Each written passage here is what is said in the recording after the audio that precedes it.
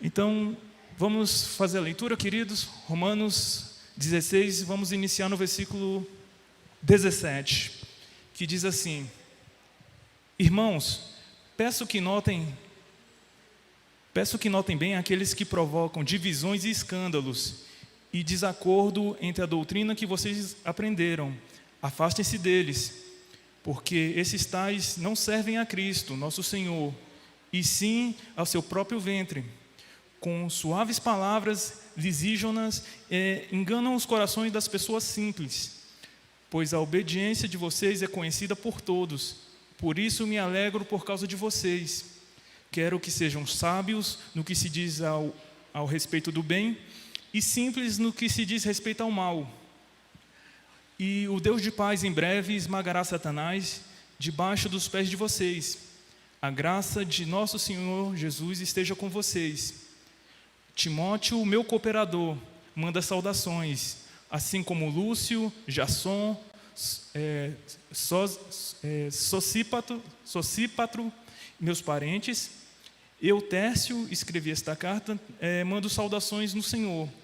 Gaio, meu hospedeiro e de toda a igreja, manda saudações. Também manda saudações Erasmo, tesoureiro da cidade, e o irmão Quarto. A graça do nosso Senhor Jesus esteja com todos vocês. Amém. Deus de poder, Deus de glória, Senhor Jesus, a Tua Santa Escritura, Senhor Jesus, foi lida novamente, Senhor Jesus. Eu queria, Deus, te agradecer pelo privilégio, Senhor, de ser o Seu arauto nessa noite, Senhor Jesus. Eu quero, Deus, te pedir, me esconde, Deus, atrás da Tua cruz, Senhor Jesus, e que o Teu povo possa contemplar, Deus, a Tua cruz, a Tua glória, Senhor Jesus. Nos confronta nessa noite, Senhor, com a Tua verdade, Senhor Jesus, e fala aos corações dos Teus filhos. Essa é a minha oração. Amém. Então, queridos, semana passada nós vimos o início do capítulo 16 de Romanos, que nós vimos aqui, que aqui é o apagar das luzes, que a gente chama, né? Que é Paulo tentando finalizar a carta aos Romanos. Ele iniciou o capítulo 16 dando algumas saudações a alguns irmãos, né? Alguns irmãos, amigos, conhecidos, alguns obreiros, e que são amigos que Paulo fez em sua viagem, em as suas 3 viagens missionárias ao redor do Mediterrâneo. Ele vai citando ali do versículo 1 até o versículo 23, ele vai citar ali em torno de 27 pessoas. Alguns ele faz questão mesmo de citar o nome, como a gente vê o versículo 1 mesmo, que ele cita uma pessoa importante, chamada Febe, né? E dá saudações pede saudações a ela, e também pessoas que não são nomeadas, né? Como a gente pode ver no versículo 13, que tem a mãe de Rufus, né? Ele fala, saudem a mãe de Rufus, que também é minha mãe, mas ele não cita o nome dela, né? Que é uma mãe para mim também, que ele vai citando, né? E nós tiramos ali várias lições domingo passado sobre essas saudações, né? E ficou uma reflexão do que poderia ser dito sobre nós, da nossa liderança, né? Se a nossa liderança fosse falar sobre nós, como eles, né? O que eles citariam sobre nós, né? E hoje nós vamos continuar dando continuidade, porque iam se dando as saudações, né? Até o versículo 23, e ia se dando a impressão que Paulo ia finalizar a carta a Romanos. Mas assim, de uma maneira inesperada, Paulo já tinha dado as saudações. Ele, por algum motivo, ele dá uma nova mensagem, ele inicia um novo assunto, que na verdade é uma advertência. Ele começa a exortar uma mensagem à igreja de Roma, que é uma mensagem que vai falar sobre os falsos profetas ou os falsos obreiros, assim como ele cita, né? Então, hoje, o que nós vamos ver desse versículo 17 até o versículo 24? Eu vou fazer alguns apontamentos. Então, em primeiro lugar, nós vamos ver essa exortação, o assunto que Paulo trata aqui, com a igreja de Roma, com relação a essas pessoas, que são esses falsos mestres, esses falsos obreiros que têm se levantado. E, no final, Paulo vai fazer algumas recomendações de alguns bons obreiros, né? Vai citar ali alguns nomes de alguns bons obreiros, que estão ali junto com ele na cidade de Corinto, né? Então, o nosso objetivo hoje com essa mensagem é que nós possamos ser curados, e me desculpa a palavra, ser curado da nossa ingenuidade muitas vezes, porque de pensar que no meio evangélico estão cercadas somente de pessoas boas, de pessoas que querem o bem-estar do povo. E Paulo vem fazer justamente um apontamento para que nós despertemos essa percepção com relação ao povo de Deus, as pessoas que estão envolvidas no meio do povo de Deus. Então, inicia-se o versículo 17, que Paulo vai falar: irmãos, peço que notem bem aqueles que provocam divisões e escândalos e desacordo com a doutrina que vocês aprenderam, afastem-se deles. Então, quem são essas pessoas a que Paulo começa a se referir aqui? Quem são? Porque até essa altura da carta, Paulo ainda não havia mencionado nenhum falso profeta, nenhuma ameaça de alguém que estivesse ameaçando a doutrina, né, da igreja de Roma. Mas aqui no final do capítulo, nos finalmente, ele vai fazer essa menção dessas pessoas. Então, quem são essas pessoas? No meio dos estudiosos, não há uma unanimidade sobre quem são essas pessoas, mas algumas informações que nós sabemos são tiradas aqui do próprio texto, que são algumas informações que o próprio Paulo faz menção. Por exemplo, Paulo ele vai falar, o primeiro apontamento que Paulo vai fazer é que poderiam ser pessoas que já estariam ali implantadas na igreja de Roma, ou pessoas que estivessem se achegando às igrejas de Roma. É isso mesmo, queridos, eu falei no plural mesmo, as igrejas de Roma. Mas fala assim, como assim, irmão? Não tem só uma igreja lá em Roma, não está falando uma carta referida a Roma, porque atualmente nós temos, lá em Roma, temos a Basílica de São Pedro, né? A Basílica de São Pedro, que é o monumento, o templo, né, bonito, e nós temos uma ideia de templo. Quando nós falamos aqui de igreja, nós imaginamos aqui o templo, né, as pessoas que se reúnem nos dias estabelecidos e nos horários estabelecidos, né, e que juntos eles fazem ali o congregamento, cultuam, né? Essa é a nossa ideia atual de igreja, quando nós falamos de igreja, né? Mas aqui nesse contexto apostólico aqui, não era assim.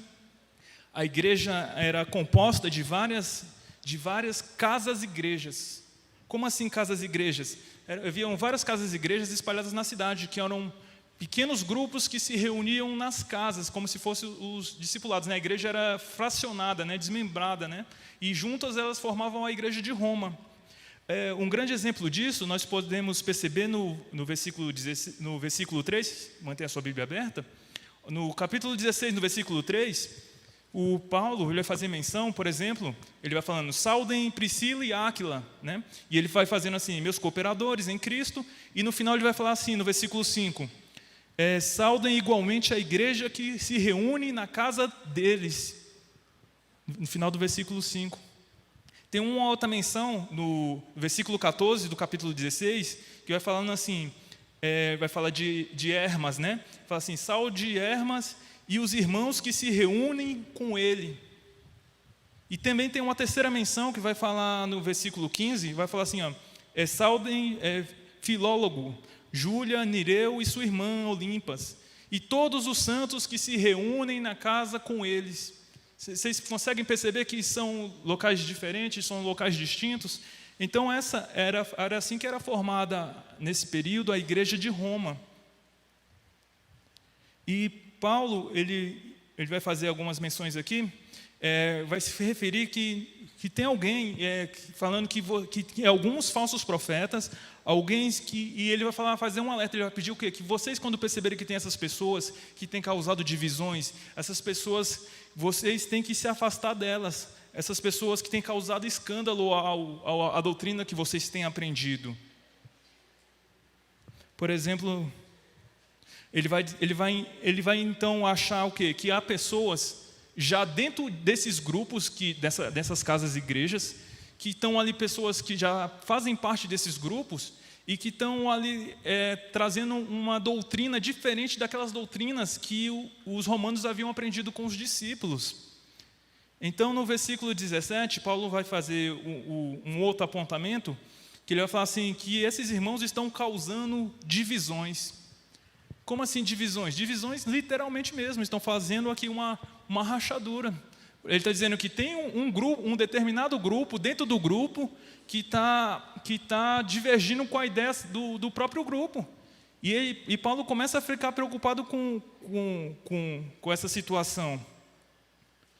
Então, ele vai ainda citar no mesmo versículo 17, a outra situação que está acontecendo, está falando assim, está acontecendo também alguns escândalos dentro desses grupos. Alguns irmãos estão ficando escandalizados, porque há algumas pessoas dentro desses grupos, né, já tem um grupo dentro do grupo, que quando fala em escândalo, ele já está falando com relação mesmo aos valores morais mesmo, ao modo de agir, como se os irmãos eles estivessem defendendo alguma prática de pecado, ou tentando justificar as ações deles com o próprio pecado em si mesmo. Ele falou, não, eu posso fazer isso, e justificando com uma doutrina que não é a doutrina que eles haviam aprendido com os apóstolos, né? E o Paulo começa a ficar preocupado porque isso começa a se espalhar. Não era já mais um ato isolado, ele falou, já começou a acontecer em alguns outros grupos da igreja de Roma, né? Então, Paulo, ele vai falar ainda no versículo 17, fazer um outro apontamento, dizendo que esses não são filhos de Cristo, mas ele vai pedir para que eles comecem a se apegar na doutrina que eles haviam aprendido. Paulo, na verdade, ele não fundou a igreja de Roma, ele não foi o fundador da igreja de Roma, mas Roma tinha uma doutrina já muito bem estabelecida, porque quando em Jerusalém, né, no dia de Pentecostes, se a gente voltar lá no texto de Atos, capítulo 2, nós vamos ver ali o acontecimento de Pentecostes, e também vai fazer menção ali das tribos, das regiões que estavam ali presentes. E nós vamos perceber que naquele movimento ali vai citando a região da Síria, a região da Ásia, e vai falar também dos romanos judeus que estavam ali presentes. Então havia ali os romanos judeus que estavam presentes naquele dia de Pentecostes, e após a pregação de Pedro, eles se converteram a Cristo. Eles se converteram e passaram ali algum tempo aos pés dos discípulos mesmos, aprendendo ali a doutrina dos discípulos, dos apóstolos, ouvindo sobre Cristo, ouvindo sobre o que Cristo já havia feito, sobre a mensagem da cruz, sobre a mensagem de salvação. Então, quando passado algum tempo, depois que eles ouviram a mensagem de Pedro, que eles passaram bastante tempo com os apóstolos, esses cidadãos romanos judeus, eles voltaram para Roma. E com esse aprendizado que eles tiveram, com esse tempo que eles passaram com os apóstolos, eles fundaram então em Roma a igreja de Roma mesmo, né? Que então não havia igreja em Roma. Então, essas pessoas a quem Paulo vai fazer menção, que estão causando divisões, que estão causando escândalo, ele está falando assim, eles estão trazendo uma mensagem que está em desacordo com essa mensagem que vocês aprenderam. Ou também tem um segundo modo de pensar, que Paulo também pode estar falando das suas próprias cartas. Ele já tinha escrito 15 capítulos, né? Mas naquela época não era capítulos, né? Mas ele já havia escrito algum conteúdo enviado à igreja de Roma. E esse conteúdo da carta de Paulo não é um conteúdo novo, não é uma doutrina nova. Paulo ele não está acrescentando, mas ele está em conformidade com aquilo que os discípulos já haviam estabelecido como doutrina. Então, não há separação entre aquilo que Paulo está falando, entre aquilo que Pedro falava, entre aquilo que João falava, entre aquilo que os apóstolos falavam. Mas esse assunto que estava acontecendo naquele momento, na região de Roma, estava justamente em desacordo com aquilo que Paulo falava e em desacordo com aquilo que eles haviam ouvido dos apóstolos. Então, nós temos essas informações e, possivelmente, pelo desenvolvimento pelo potencial de expansão dessas informações, né, pelo que estava acontecendo, acredita-se que essas pessoas que estavam ali, os falsos mestres, os falsos obreiros, eram pessoas de influência, com certeza, porque eram pessoas que possivelmente já haviam se tornado líderes, já haviam se tornado possivelmente obreiros, possivelmente pregadores, pessoas que ensinavam, poderiam ser mestres, né? Pessoas que teriam algum potencial de influência sobre outras pessoas, porque já estava se formando os grupos, né? E ele tem essa tese de que eram pessoas que eram líderes, porque pelo contexto histórico das igrejas, a grande maioria dos escândalos, das divisões que eram promovidas com relação à igreja, na maioria das vezes estava ligada aos líderes, não ao povo. Então, o que reforça essa ideia de que essas pessoas já haviam se tornado líderes no meio das casas igrejas, dos grupos, né, que haviam nas igrejas, né? E é interessante a gente também suscitar uma pergunta, né? Falar, beleza, você está falando aí que tem as falsas doutrinas que está sendo ensinada, que está em conflito com a doutrina dos apóstolos, em conflito com a doutrina do que Paulo vinha ensinando. E que mensagem era essa que estava sendo falada, então, no meio dos apóstolos da igreja de Roma, né? Então, as pessoas, quando a gente vai ver, também não é um assunto que é unânime no meio teólogo, no meio dos estudiosos, né? Porque não está explícito qual que era esse assunto que não estava em conformidade com as escrituras, mas pelo que a gente vem percebendo do que Paulo foi citando no capítulo 14, no capítulo 15 de Romanos, possivelmente era um assunto relacionado à circuncisão ainda, apesar de Paulo ter feito essa advertência. Talvez fosse um assunto ainda com relação à dieta kasher ainda. Alguns irmãos ainda estavam, apesar de Paulo ter falado dessa dieta, do que poderia comer, do que não poderia comer, se era imundo, se não era imundo, se poderia comer com sangue ou sem sangue, com relação às bebidas. Alguns irmãos ainda estavam em conflito com essas situações, né? Por exemplo, poderia ser também com relação à guarda do calendário judeu, com a guarda do sábado, em guardar as 3 festas, né, que eles tinham as festas, inclusive a lua cheia. Em um outro momento a gente pode comentar isso. Então, é um assunto que é bem conveniente de que estava acontecendo alguma divergência, porque Paulo faz menção desses assuntos nos capítulos anteriores, né?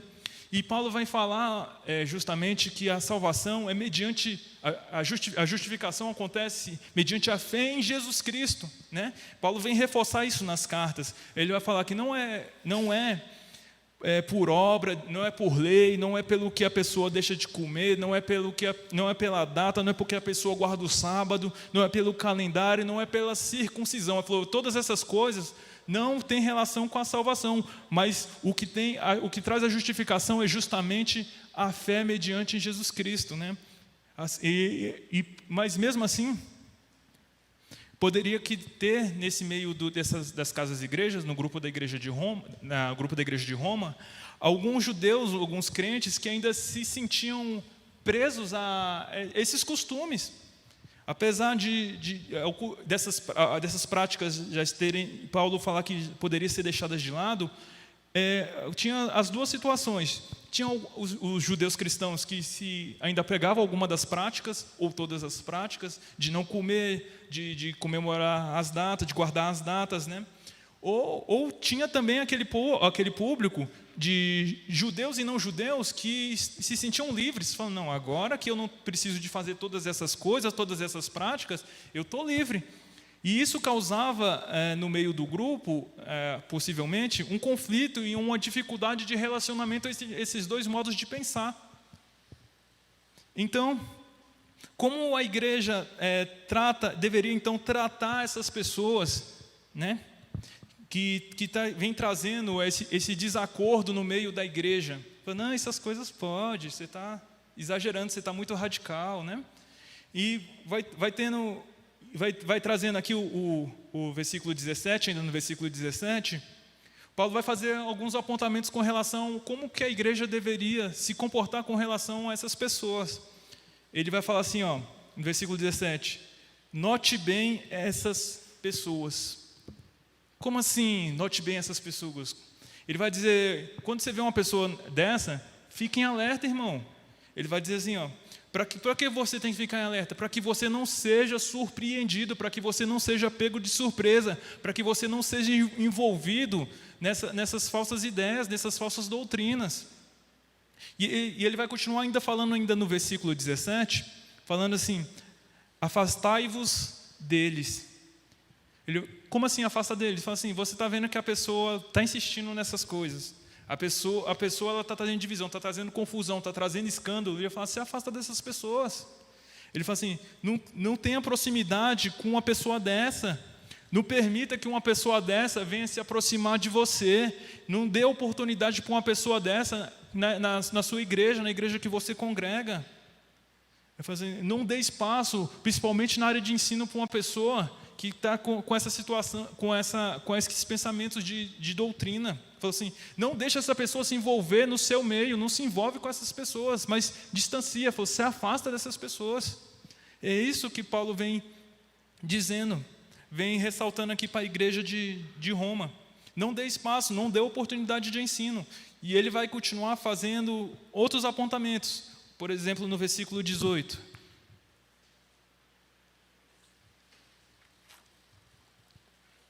No versículo 18 ele vai dizer assim, porque esses tais não servem a Cristo, mas servem nosso Senhor, e sim aos seus próprios ventres, né?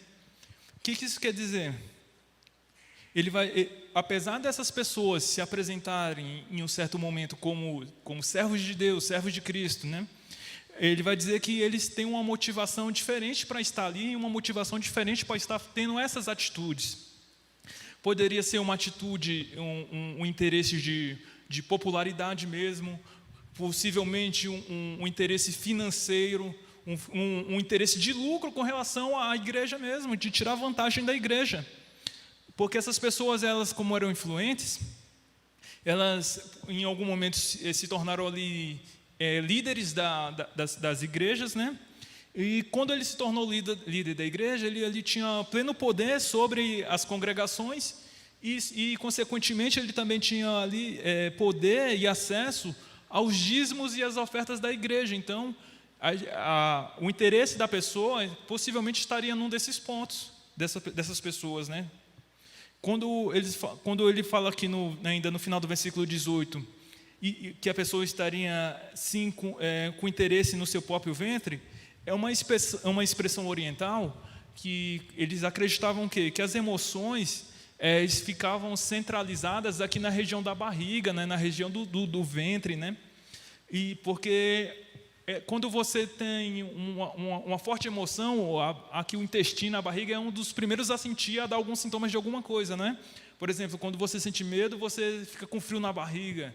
Quando você está nervoso, né? Quando você sente algumas outras coisas, então eles acreditavam. É isso que Paulo quer dizer quando ele quer falar aqui no versículo 18. Essas pessoas não são servas de Cristo, nosso Senhor, mas sim, eles são servos do seu próprio ventre. Ele está dizendo, essa pessoa, ela está querendo se colocar numa situação em que ela fique confortável. Independente da doutrina, independente do que possa acontecer, ela quer ficar confortável. Ela está pensando no próprio umbigo. Já viu essa expressão? O próprio umbigo? Vem dessa expressão também. Está olhando para o seu próprio umbigo, para o seu próprio interesse. Em tirar vantagem, né? Fazer aquilo que é cômodo para mim.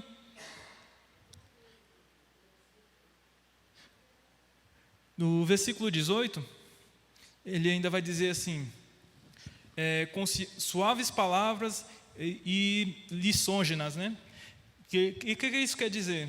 Ele faz dizer que o povo ele usava ali de algumas palavras fazendo falsas promessas ao povo e conseguia enganar também as pessoas mais simples ali, né? Com essas falsas promessas. Quando ele vai falar assim, com suaves palavras, vai dizer ali no sentido em que a pessoa, vou falar aquilo que a pessoa precisa ouvir. Vou falar de uma maneira, daquele jeito que a pessoa gosta, né? Fica mais confortável da pessoa ouvir. E vai falar, quando fala lisonjas, vai falar, em outra tradução, fala bajulações, né? Assim, eu vou fazer com bajulações, de uma maneira que eu ganhe aquela pessoa, que eu conquiste a confiança daquela pessoa, né? eu vejo essa situação desse versículo 18, né, com suaves palavras, né, enganando o coração de pessoas simples, né. Eu já vi situações, por exemplo, de falsas promessas que foram feitas às pessoas que iriam visitar ou a membros, né. Por exemplo, que pessoas chegarem depois de 2 anos de estar na igreja, né, chegar no pastor e falar que ia deixar a igreja. Fala assim, mas por que você vai deixar a igreja? Fala assim, porque já tem 2 anos que eu estou congregando aqui e eu ainda não adquiri minha casa própria. Algo que foi falado para ela, que foi falado que ela poderia alcançar a casa própria, poderia alcançar o carro próprio, ser independente financeiramente. E quando a pessoa foi feito falsas promessas àquela pessoa, e aquela pessoa chegou num ponto que ela se decepcionou com aquela situação. Está vendo que tem falsas promessas feitas no meio da igreja?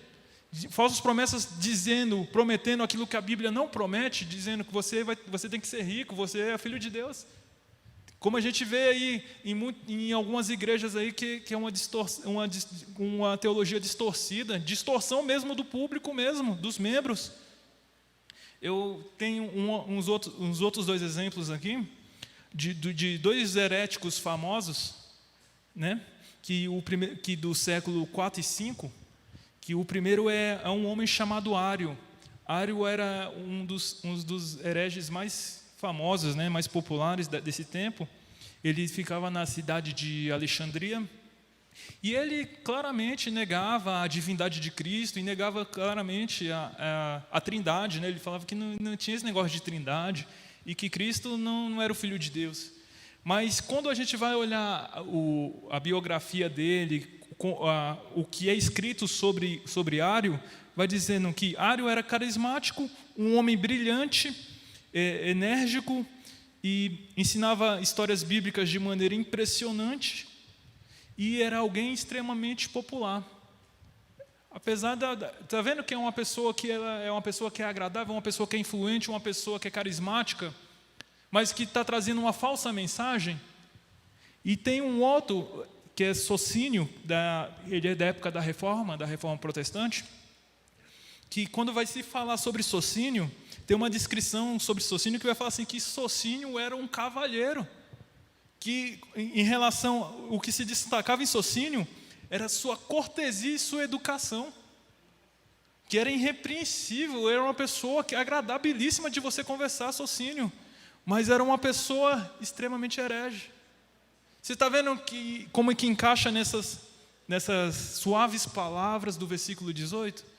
Como muitas vezes nós não estamos atentos a essas situações, porque nós estamos distraídos com outras coisas, com o jeito que a pessoa fala, mas nós muitas vezes não percebemos a mensagem que está sendo passada. E é isso que Paulo quer chamar a nossa atenção. Porque o que acontecia? Tinha essas pessoas que eram influentes, essas pessoas que eram carismáticas, mas eram hereges. E as pessoas, elas começavam a ir para a igreja, seguindo essas pessoas, porque quando elas iam para a igreja, era o lugar onde elas se sentiam bem, onde elas tinham ali o ego massageado, né? Onde ali eram faladas palavras bonitas, né? Aquilo que a pessoa queria ouvir. A pessoa, de maneira nenhuma, então, ela era confrontada. Em nenhum momento a verdade era dita àquelas pessoas. Então, isso era confortável para aquelas pessoas. Mas, e Paulo vai dizer, no versículo 19, vai fazer um outro apontamento, ele vai falar da reputação da igreja de Roma. Ele vai dizendo assim, versículo 19, pois a obediência de vocês é reconhecida por todos, por isso me alegro por causa de vocês. Né? Ele vai falar assim, a reputação de vocês é uma reputação doutrinariamente correta. Vocês são conhecidos porque vocês são alicerçados na verdade. É isso que Paulo vai fazer menção com a igreja de Roma. Ele vai continuar dizendo, e eu me alegro por causa de vocês nisso. Mas ele quer fazer um alerta seguinte, se vocês continuarem a permitir que essas pessoas fiquem infiltradas no meio de vocês, que essas pessoas comecem a corromper a doutrina que eu ensinei a vocês, que os apóstolos ensinaram a vocês, vocês não vão ser mais a referência de igreja, a referência de verdade. uma referência da igreja de Cristo. Isso vai ficar manchado em vocês. É isso que Paulo vai tentar, vai dizer nesse versículo, no versículo 19, né? E no versículo 20, tem uma menção aqui que Paulo vai falar sobre os cristãos e Satanás, né? Ele fala assim: e o Deus de paz em breve esmagará Satanás debaixo dos pés de vocês. A graça do nosso Senhor Jesus esteja com vocês. Né? Paulo aqui ele vai incentivar, vai trazer à memória à igreja de Roma que a vitória já é certa, queridos. Ele está dizendo aqui para os irmãos: resistam esses tempos ruins, passem por isso. A vitória vai chegar um dia em que Satanás vai se apresentar no tribunal de Deus e ele vai fazer menção que a igreja de Cristo, os cristãos, vão estar com Cristo nesse grande dia. Falando assim, que já está decretada a vitória de Cristo e que Satanás vai ser condenado e lançado no lago de fogo. E é interessante, e ele vai continuar dizendo ele vai dizer no versículo 20, a graça do nosso Senhor Jesus esteja com vocês. É uma nova tentativa de Paulo de terminar novamente, né, o livro de Romanos, mas ele não finaliza aqui de novo, né, que ele dá as bênçãos, né, porque antigamente tinha esse costume de se dar as bênçãos ao final da carta, né, ele abençoava o leitor, né. Então, o que nós vimos até aqui? Vimos que Paulo, o Paulo falando sobre era importante que a igreja se afastasse dessas falsas doutrinas, desses falsos obreiros, desses falsos líderes. E aqui, Paulo vai começar a fazer, então, menção aos bons obreiros que ele tem com ele na igreja de Corinto. Porque Paulo, quando ele está escrevendo essa carta à igreja de Roma, nesse trecho, ele está justamente na igreja de Corinto. Olha o que ele diz no versículo 21. Timóteo, meu cooperador. A primeira pessoa que ele cita é Timóteo, né? Timóteo dispensa comentários, né? Timóteo é o filho de Paulo na fé, né? O Timóteo é quem Paulo direcionou 2 cartas pastorais, é um companheiro de Paulo nas suas jornadas missionárias. Então, Timóteo é uma pessoa que dispensa aqui, então, comentários, né? Ele vai dizer que Timóteo, meu cooperador, manda saudações, né? Então, ele está dizendo que aquelas pessoas que estão com ele estão mandando saudações à igreja de Roma. Assim como, o texto ainda no versículo 21, assim como Lúcio, Jasson, Sosípatro, meus parentes. Aqui a gente percebe que tem alguns parentes de Paulo, né, que se converteram ao cristianismo também. Nós percebemos aqui que tem alguns parentes de Paulo, porque quando vai falar parentes, é justamente relacionado a sangue mesmo, né? Parente de sangue, pode ser que seja um primo, pode ser que seja um tio, mas são parentes mesmo, né? E aqui nesse versículo 22, é até interessante, que vai falar assim, ó: eu, Tércio, escrevi esta carta e mando saudações no Senhor. Eu, Tércio, escrevi essa carta? Fala, mas irmão, não foi Paulo que estava escrevendo a carta aos romanos, que a gente estava vendo até agora? Por que Tércio está falando que escreveu a carta aqui aos romanos? Tércio, ele tinha uma profissão até bem popular na época, que Tércio era o escriba, né? O escrivão, aquela pessoa que era como se fosse o secretário de Paulo, né? Tinha-se o costume, então, da pessoa oralmente ditar aquilo que deveria ser escrito, né? E essa pessoa aqui, que nós vemos na pessoa de Tércio, que era o escrivão, dele registrar aquilo que lhe era dito, né? Aquilo que lhe era falado oralmente. Então, Paulo aqui, ele dá a oportunidade para Tércio também, falando: Tércio, dá a sua saudação aí para o povo de Roma. Olha o privilégio que Paulo deu para Tércio, e Tércio dá aqui as suas saudações e deixa registrado aqui no espetacular livro de Romanos, está escrito aqui o nome de Tércio, fica registrado o nome de Tércio, dando saudações à igreja de Roma. No versículo 23 vai falar de uma pessoa chamada Gaio, vai falar: Gaio, meu hospedeiro e da igreja, manda saudações. essa pessoa chamada Gaio era uma pessoa que a gente percebe aqui que era na casa dele que Paulo estava hospedado, juntamente com a igreja. Tinha um grupo de irmãos também na casa de Gaio. Gaio possivelmente era um homem rico. Era um homem rico da cidade de Corinto, que havia se convertido a Cristo. E ele fazia esse papel aqui de abrigar a igreja de Cristo na cidade de Corinto. E nós vemos também ainda no versículo 23, uma pessoa chamada Erasto, né? Assim, também manda saudações Erasto, tesoureiro da cidade, e o irmão Quarto. A gente vai ver uma pessoa chamada Erasto, né? Tem uma descrição, tem um achado, um escrito antigo, descoberto na cidade de Corinto, né? Dizendo assim, traduzindo, né? Não literalmente esteja escrito isso, mas o entendimento é esse, né? Dizendo assim: Erasto mandou pavimentar essa rua com as suas próprias custas, né? Está dizendo que Erasto foi uma pessoa que financiou a pavimentação de uma daquelas ruas. Então ele está dizendo assim: esta rua foi pavimentada por Erasto, né? Às suas próprias custas. Então entende-se que Erastus ele sendo o tesoureiro, era o mesmo Erastus esse que Paulo cita, ele é o mesmo dessa inscrição achada, que era tesoureiro da cidade, que era administrador dessa cidade de Corinto, né?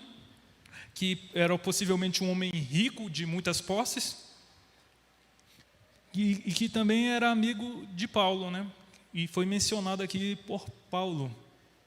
E por último, aqui no versículo 23, tem uma pessoa chamada o irmão Quarto, né? Quarto. Quais as informações que nós temos sobre o irmão Quarto? Nenhuma. Só ficou aqui registrada aqui a saudação do irmão mesmo, né? Não temos maiores informações, mas era uma pessoa que estava ali possivelmente contribuindo ali no ministério de Paulo, né? Contribuindo na expansão do evangelho. Então, Paulo, ele fazendo menções, a gente viu que nesse capítulo 16, ele faz menção aos irmãos em Roma, ele faz menção aos irmãos em Corinto, né? Ele está tentando aqui estreitar os laços, estreitar o relacionamento entre a igreja de Corinto e a igreja de Roma. E tanto que ele faz conhecido aquelas pessoas que lhe ajudam, né? E é interessante que, apesar de existir, assim como Paulo vai citar um alerta aqui, que existem falsos profetas, né? Existem pessoas que causam escândalo e causam divisões. Paulo, ele faz questão de mencionar essas pessoas, que são pessoas de todo jeito, né? Por exemplo, tem pessoas que são extremamente estudadas, como o próprio Paulo e Timóteo. Tem pessoas que têm um trabalho simples, de registrar, de escrever, mas que são bem hábeis, que contribuem também no ministério de Paulo. Nós percebemos também que tem pessoas que também não são citadas o nome, né? Mas assim, que a mãe de Rufus, que também é uma mãe para mim. Tem pessoas que também só estão aqui como o próprio Quarto, que só estão aqui, mas contribuem, que são pessoas que estão ali, contribuindo, fazendo. Então nós vemos ali que tem uma gama de pessoas que assim, não tem que ser aquela pessoa, tem que ser o pastor, tem que ser o líder, tem que ser, né, um super crente. Não, é das pessoas, dos mais simples membros. Todos nós conseguimos contribuir para o reino de Deus, para combater esses falsos profetas, essas falsas doutrinas que possam, porventura, ocorrer. Então, eu queria deixar algumas aplicações para a nossa vida.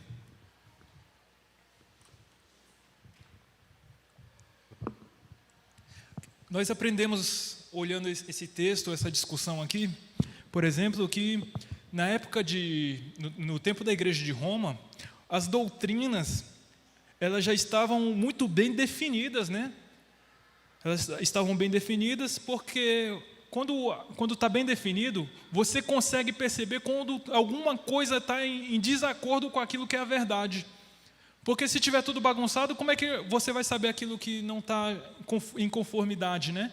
Então, nós percebemos aqui, e naquela época, já de Paulo, já estava bem definido, estava bem estabelecido as doutrinas que eles aprenderam com os apóstolos. Tanto que estava muito claro, estava muito patente para Paulo, quando começou a surgir esses assuntos dos falsos mestres, né, das falsas doutrinas, né? E é interessante eu falar que já estão definidas, porque Deus já havia revelado e dito, através dos apóstolos nas Escrituras, né, tudo o que Ele queria que nós soubéssemos.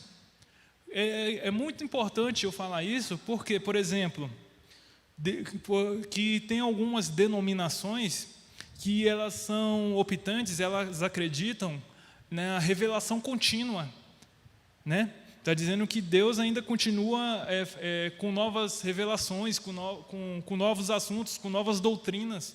Nós percebemos, por exemplo, que tem, por exemplo, os mormons, né, tem essa prática, né, que eles têm um livro paralelo à Bíblia, né, que são as revelações que uma pessoa recebeu. Tem também aqueles que creem em Maomé, né, que tem aquela história de Maomé, que veio o anjo Gabriel e trouxe uma nova relação para a humanidade através do anjo Gabriel, a Maomé, né? Queridos, nós vemos aqui que as doutrinas já estão estabelecidas, já estão definidas desde os tempos de Paulo. Então, queridos, não se engane. Não se engane. E tem um versículo para a nossa reflexão, que é mencionando justamente isso, em 2 Timóteo, capítulo 4, versículo 3 e 4, que vai falar assim, ó: pois virá o tempo em que não suportarão a sã doutrina, pelo contrário, se rodearão de mestres segundo as suas próprias cobiças, e com sentimento de coceira nos ouvidos, eles se recusarão a dar ouvidos à verdade e começarão a dar ouvidos a fábulas. Olha o alerta que é feito aqui, foi Paulo que fez esse alerta na carta para Timóteo. Está dizendo que vai chegar um tempo que as pessoas vão cansar da doutrina e vão fazer o quê? Vão cair nisso que a gente acabou de comentar. Vão começar a dar ouvidos a falsos mestres, vão começar a dar ouvido às falsas doutrinas, aquilo que lhe é agradável, e começarão a dar ouvidos aqui, ó, eu acho interessante aqui, ó, a fábulas.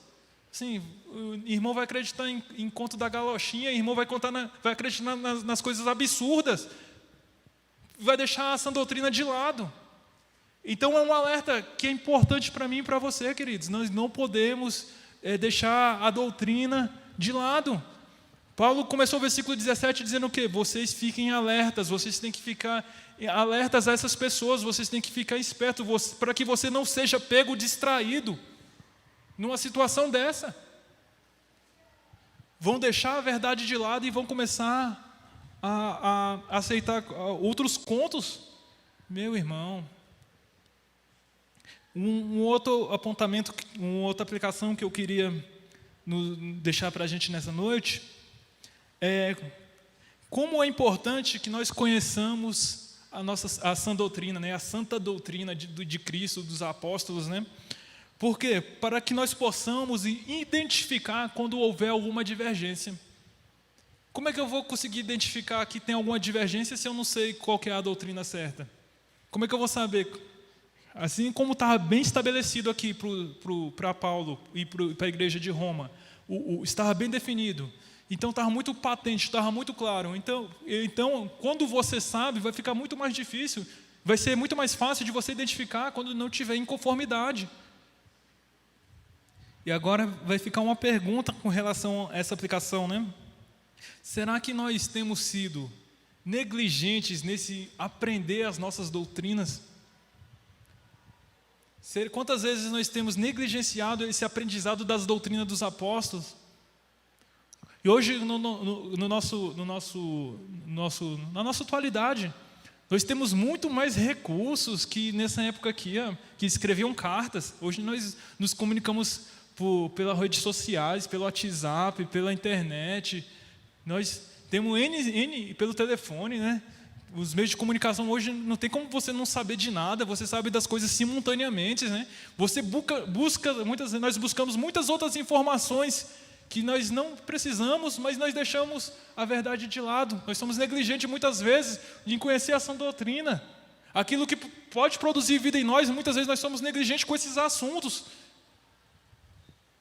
Então, queridos, temos sido negligentes em conhecer a sã doutrina? E eu quero finalizar dizendo justamente isso, que Deus ele levanta homens fiéis, pessoas extremamente estudadas, teologicamente preparadas, como Paulo e Timóteo. Ele vai trazer pessoas simples também para contribuir para o reino. Então, queridos, você faz parte dessa igreja. Você é responsável pela sã doutrina. Você é responsável pela expansão do Evangelho, porque o reino de Deus avance, queridos. Coloque-se de pé. Quero fazer uma oração.